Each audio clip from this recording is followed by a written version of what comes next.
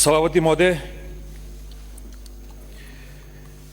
मैं आपके समक्ष माननीय राज्यपाल महोदय द्वारा जो अभिभाषण दिया गया है, चूंकि हम सारे माननीय सदस्य इस सदन में बैठे हैं और सभी ने अपने विचार व्यक्त किए, हमेशा इस बात की तरफ देखा भी जाता है कि राज्यपाल अभिभाषण जो है उसको एक राजनीतिक भाषा के तौर पे भी उपयोग में लिया जाता है अभिभाषण को। मैं आपके समक्ष जो राज्यपाल जी ने 26 पेज का और विभिन्न बिंदुओं पे अभिभाषण में जो ध्यानाकर्षण किया है और संबोधन किया है, उनके कुछ बिंदुओं पे ही चर्चा करना चाहता हूं। सभापति जी, जब भी किसी सरकार का गठन होता है, उस सरकार के पहले सत्र में और पहला सत्र का जो पहला राज्यपाल महोदय का अभिभाषण होता है, वो अभिभाषण राजस्थान की जनता जो है वो हमेशा सुनना चाहती है और देखना चाहती है, क्योंकि उस अभिभाषण के अंदर सरकार का विजन आता है। उस अभिभाषण के अंदर घोषणा पत्र में जो सरकार चुनाव लड़के और सरकार बनाई है, उस पार्टी के घोषणा पत्र का अभिभाषण में किन बिंदुओं पे उल्लेख किया गया है उसके बारे में लोग सुनना चाहते हैं। उस अभिभाषण के अंदर राजस्थान की जनता देखती है कि सरकार हमारे के अंदर,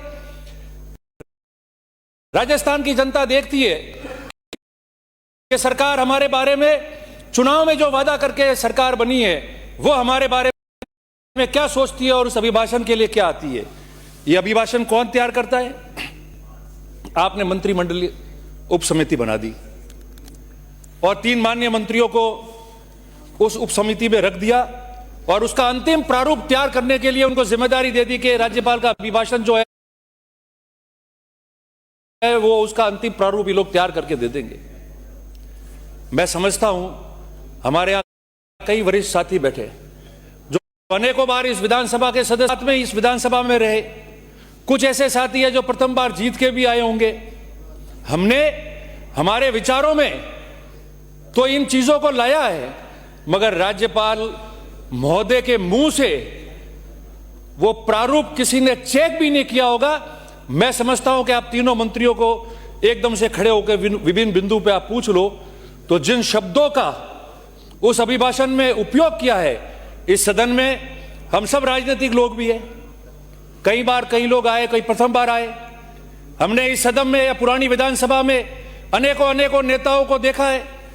विचारधारा अपनी जगह है, राजनीतिक दल अपनी जगह है, मगर इस सदन में जब भैरव सिंह जी बैठते थे, इस सदन में गहलोत साहब बैठे, इस सदन में वसुंधरा जी बैठी, इस सदन में पूर्व में भी जिनको हमने सुना, पढ़ा, ये लाइब्रेरी में से किताबें लेके भी हमने पढ़ा, तो हमने ऐसे ऐसे वक्तव्य देखे और अभिभाषण में ऐसे अंश देखे, ऐसे शब्दों का प्रयोग देखा है जिससे ऐसा लगता है कि प्रदेश के लिए हमको कुछ करना चाहिए। मगर माननीय सभापति जी, मुझे खेद के साथ कहना पड़ता है, और तीनों मंत्री जो मंत्रिमंडल समिति में, उप समिति में जिन्होंने इस प्रारूप को अंतिम रूप दिया है, मैं समझता हूं, खेद के साथ मैं ये कहना चाहता हूं कि जिन शब्दों का प्रयोग आपने इस प्रदेश के संविधान के सबसे सर्वोच्च पद पे बैठे हुए व्यक्ति उनके मुख से आपने अभिभाषण में जो शब्दों का प्रयोग किया है वो बहुत खेदजनक है। आज से पूर्व किसी अभिभाषण में इस प्रकार के शब्दों को नहीं उपयोग किया था। मैं अंकित करूंगा उसको और मैं बताना चाहूंगा उन शब्दों को।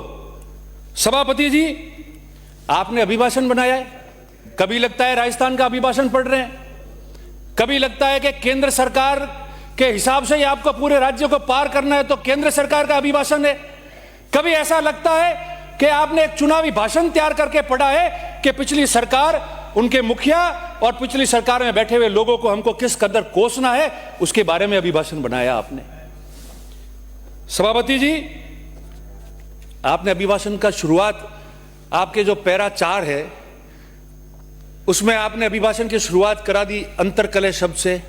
कोई दिक्कत नहीं है, राजनीतिक तौर पे वो शब्द आता है, पर अब अंतरकलह नहीं दिख रही है। हमने क्या किया, क्या हुआ, आप यही समझ लो हमने भुगत लिया होगा, हम यहां बैठे, आपको शासन हाथ में दिया है, आपके अंतरकलह नहीं दिख रही। इस राजस्थान राज्य के अंदर जब जब सरकारों का गठन हुआ, उनके गठन होने के पश्चात ये पहली बार देखा गया है, इतने महीने, आपके इतने दिन बीत गए और इतने दिन बीतने के बाद में भी आप डबल इंजन की बात करने वाले ऐसा महसूस ही नहीं हो रहा है कि आपकी तो रेलगाड़ी पटरी पे पड़ी है, इंजन ही नहीं जुड़ा हुआ है?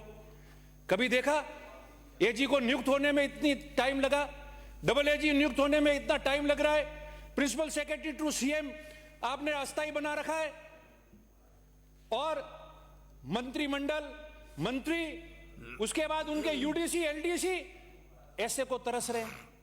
कब लगेगा एजी का काम? मैंने माननीय सभापति जी, माननीय सभापति जी, माननीय सभापति जी, मैं चाहता हूं कि आप कृपया करके टोके नहीं। एक अच्छा श्रोता ही अच्छा वक्ता बनता है, और हम सब यहां बैठे हैं जो पॉलिटिकल लोग हैं, जो राजनीतिक लोग हैं, सभापति जी, उन्होंने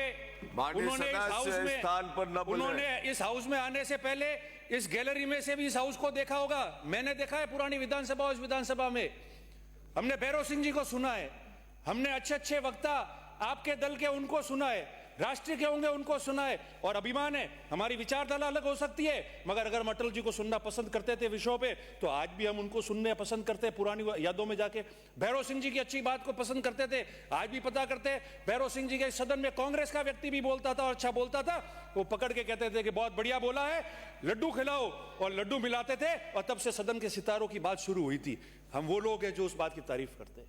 आप सुनिए, बहुत मुश्किल से व्यक्ति सदन में आता है, तब वो पढ़ता है, बोलता है, और मैं तो केवल आपके इन बिंदुओं को बता रहा हूं, राजनीतिक तौर पे कोई बात नहीं कर रहा, जो बिंदु है उसके हिसाब से बात कर रहा हूं। सभापति जी, आज तक मैंने आपको बताया, AG, double AG, principal secretary to CM, आपके मिनिस्टर्स का क्लेरिकल स्टाफ लगने में इतना टाइम है। डबल इंजन रेलगाड़ी वहां पड़ी है, इंजन ही आपका जुड़ा हुआ नहीं है, और जिन शब्दों का आपने प्रयोग किया, मैं 2 मिनट में उन शब्दों के बारे में आपको बताना चाहता हूं। आपने अभिभाषण में किन शब्दों का प्रयोग किया? अस्थिरता हो सकती है, मान लेते, कोई दिक्कत नहीं है। अराजकता के अंधकार, अराजकता क्या है? अराजकता क्या है? मंत्रिमंडल के उप समिति ने इसका प्रारूप तय किया है, हमारे 3 मंत्री उसमें हैं। अराजकता के अंधकार, तथाकथित कल्याणकारी योजनाएं, सो कॉल्ड, किसी भी सरकार ने कोई योजना बनाई वो तथाकथित होती है। आपने लिख दिया कि तथाकथित कल्याणकारी योजनाओं की समीक्षा होगी पारा बेरा में।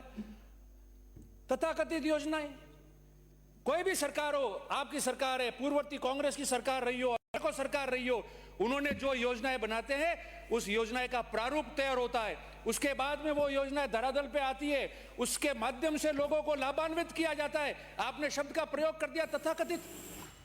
सभापति जी, मेरे पार्टी का टाइम है, मैं उसमें से थोड़ा ले लूंगा, मगर मैं 2-4 बिंदुओं पे आपका करना चाहता हूं। नेता प्रतिपक्ष भी है, वह आप हमारी पार्टी के टाइम में से आप काट देना। तथाकथित शब्दों का आपने प्रयोग कर दिया। आपने सरकार की अविवेकपूर्ण नीति, राजस्थान की नीतियों, राजस्थान की योजनाओं को, आज नहीं 2008 की सरकार में जब फ्री मेडिकल स्कीम थी, तब उस समय भी गुजरात में आज के प्रधानमंत्री जी, माननीय उस समय मुख्यमंत्री थे गुजरात के, और उस समय फ्री मेडिकल की स्कीम राजस्थान में लॉन्च हुई, उसके बाद में गुजरात ने उसको एडॉप्ट किया था। आप कह रहे हो अविवेकपूर्ण नीतियां हो गई हमारी। आपने शब्द का यूज किया ईज ऑफ डूइंग बिजनेस। आप पता कर लो मंत्री जी को उठा के ईज ऑफ डूइंग बिजनेस आपने लिखा है, उसका प्रारूप में मतलब क्या है, उसका कोई उल्लेख नहीं कर पाएगा।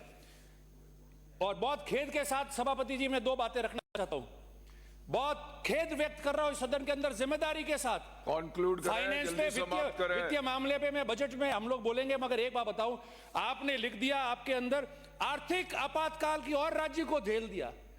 सभापति जी, जब अभिभाषण का जवाब आएगा सदन के नेता की तरफ से, तब ये जो शब्द अभिभाषण में आया आर्थिक आपातकाल, इसके बारे में चर्चा करनी चाहिए, बतानी चाहिए।